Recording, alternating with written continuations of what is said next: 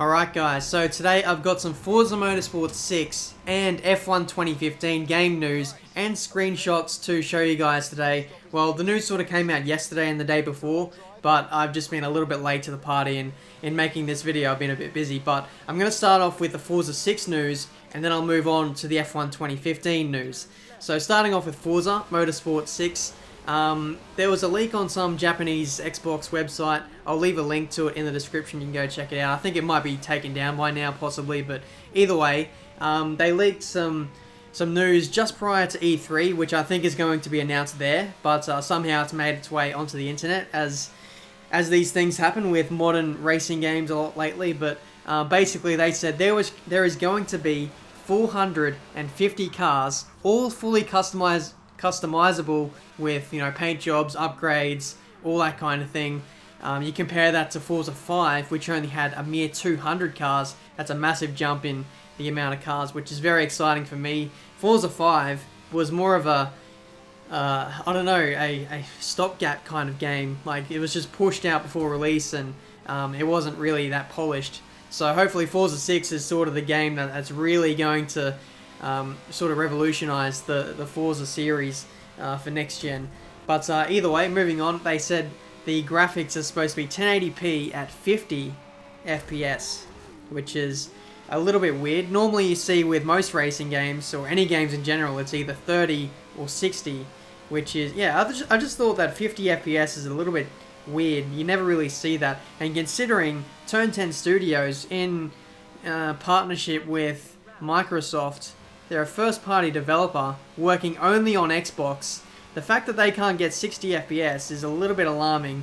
It just shows that how sort of almost in a way inferior the Xbox is to, say, the PS4, which most games run 1080p at 60 FPS. But for me, that really doesn't matter too much. As long as the game is smooth and it has really good gameplay, then really it doesn't matter too much.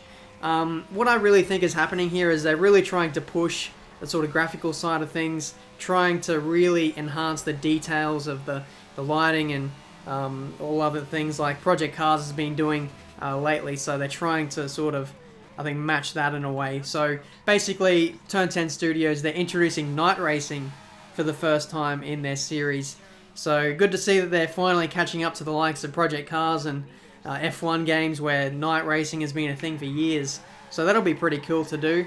3D puddles are apparently in the game too, so when it's raining, rain's going to be in the game too. So when it's raining, you run over some puddles, there might be some effects on the screen. Sort of like you see with the F1 games, how it sort of drips off the screen, and you might have different particles and lighting effects. I think that might be pretty cool with that. In terms of online, there's going to be 24-player online lobbies. Now, I've not played Forza Online all that much, and I don't know if that's sort of a massive jump between Forza 5 or not, so let me know. But that sounds pretty encouraging. If they can get that to work with not too much lag and stuff, then that'd be really successful for those guys. 2-player split screen is also a new feature for Forza Motorsport 6. I can't say I'm going to use that too much, but good to see it's in there. I also read somewhere that there's a new Forza Tech engine that's coming in for Forza Motorsport 6.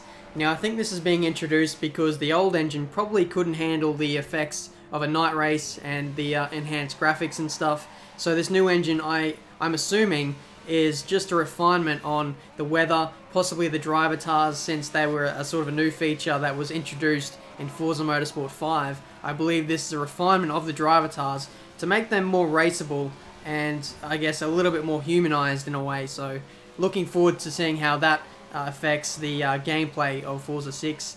I'd assume that with a new engine comes probably a more enhanced handling, more realistic. Probably, I'd love to see tyre wear come into it a little bit more, almost aggressively, because when I drive Forza, I do longer races, I really don't feel the effects of tyre wear all too much. Maybe if they could simulate the fuel wear, or fuel consumption and tyre wear just a little bit more better, just give you a better feel of how the car evolves over a fuel stint. If you're doing longer races, that'd be pretty cool. Just little things like that. I think this new handling engine, or whatever, refined engine, whatever it is, I think it's going to sort of enhance the game in a lot of ways, since this is the second outing for the Forza Motorsport series on Xbox One. But in terms of tracks, there are apparently 20 location/tracks being introduced into Forza Motorsport 6. If you compare that to Forza 5, which only had 14 locations, I felt for me like when I was doing career mode on Forza 5, it was just, there was not enough tracks and it really felt repetitive. So I really hope that, I still feel like 20 is not quite enough. Maybe if there was 25 to 30. I believe there was only 25, well, there was 25 on Forza Motorsport 3, and I felt like that was a good mix. If they could push that up to 25, maybe even 30 between now and release, I think that'd be really good. But yeah, I think that pretty much wraps up all the news and information that was leaked according to Forza Motorsport 6, this Japanese website or whatever.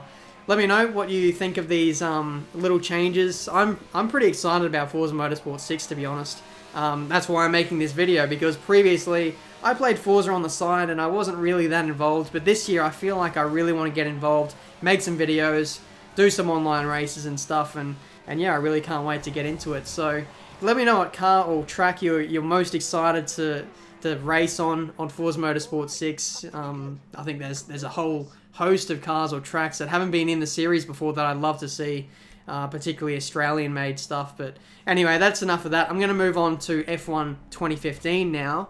And there's not been a whole lot of news coming out of Codemasters lately, apart from a few screenshots that have come out in partnership with the Canadian Grand Prix. So I'll play over a few of those screenshots while I read over a few tweets from the developers. Now, the first one comes from Luke Stevenson. He says, "Wow, I just played F1 2014 for a couple of races to check something, and it's crazy to see how much the handling has improved over F1 2015. And Andrew Woodhouse says, "In what way is it better, Luke?" He basically says it's more realistic in the way that the brake distances are, the throttle response at part throttle. You know, in F1 2014, you've seen how sensitive it was in the early phase of the throttle transition. Now it's going to be a little bit more spongy, I hope, and the back end won't be as bad. The weight transfer is better and finer steering control input." So that's pretty promising on a lot of fronts. I feel like F1 2014 was a big letdown in pretty much all those areas. Like, you could literally go into some corners like ridiculously late under brakes, whereas the AI, they brake so early, and it just creates some really unrealistic overtakes sometimes. And you guys obviously got really frustrated by that. The AI on the first lap as well, they were ridiculously slow. So hopefully all that is sort of fixed for this upcoming game and make the overall gameplay and racing a whole lot better. Now, moving on to the next tweet. This is from Rajhav. I have no idea if that's the right pronunciation, but he says, "The gameplay vid looks awesome. Can you please say something about the weird camera angle and the weird steering wheel issue on the pad?" Now, he's talking about the leaked gameplay from the French people who leaked that out a few weeks ago. You saw that video up on my channel ages ago, and all you guys noted how bad the driver was and how bad the steering was. Basically, Lee says that's old, the steering is no longer like that. And then there was another question asking if there was improvements made to the cars and the reflections from the paint. And Lee then says, "We've already done work to those. The Merc looks way too dark in that video." And he says the street lights would make it lighter as well. So I sort of made that comparison to F1 2014 and how it was so much brighter than the pre-release video that I showed you of F1 2015. I noted how dark it was, and I'm glad to see that they are working on making it a little bit more brighter and making the colors a little bit more vibrant. Now, the next set of tweets are more or less talking about the spectator cameras. Lee says there's going to be lots more cameras to spectate from when you're racing online, so that's one positive. The online spectator system online for the previous F1 games have been atrocious, but it's good to see that they're being revamped, reworked, and really going to be a little bit more realistic now. He also says that there's going to be a little bit more detail and mirroring real TV cameras. Higher detail in the environment allows us to do that now, so that's also pretty cool. But that's been all the news from Forza Motorsport 6 and F1 2015. All the screenshots have been linked down in the description if you want to go check them out. There's some articles if you want to go read those as well for further detail. If there's anything I missed, then let me know. Make sure you subscribe to the channel as well if you're new. Like this video if you want to see more in the future, and I'll see you guys in my next video.